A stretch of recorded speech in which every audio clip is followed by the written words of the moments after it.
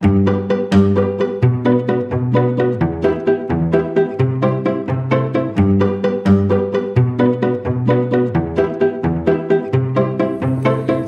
ngayon ang videong in-upload ng isang netizen na may nakitang kakaibang bato sa ilog.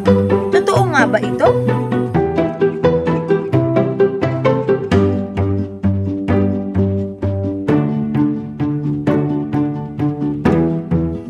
Usap-usapan ngayon sa social media ang patungkol sa nakita sa ilog.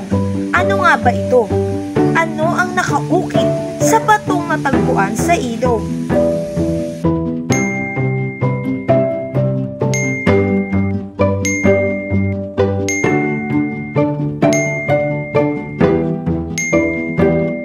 Dahil sa nag-viral na usap-usapang komento, ay lumipad ang aming team papunta sa lugar na kung saan nakita ang bato.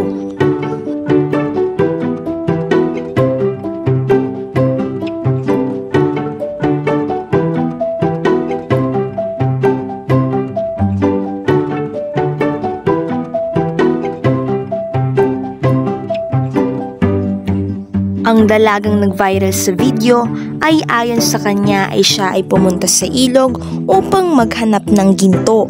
Dahil sa kanyang lugar ay malapit sila sa binahan, kaya nagbabaka sakali siyang may naanod mula sa taas ng bundok na ginto. Ngunit imbis na ginto ang makita ay kakaibang bato ang kanyang nakita sa ilog.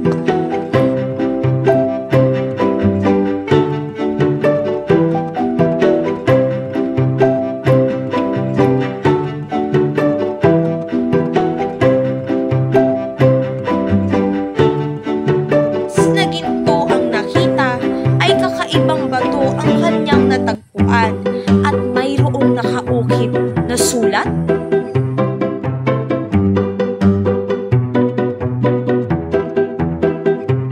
Ano nga ba ito?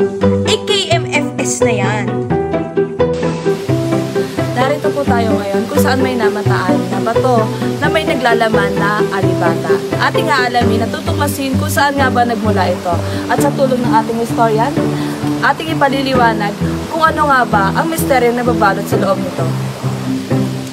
Tayo, puntahan muna natin kung saan nakita ang mga bato.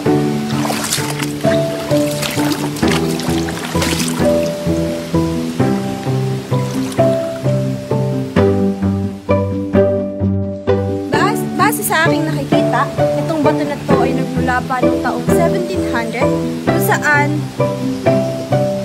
diskubre ang alibata. Ngunit, kailangan pa natin ng maiging pagsusuri upang makita kung ito nga ba ay galing doon.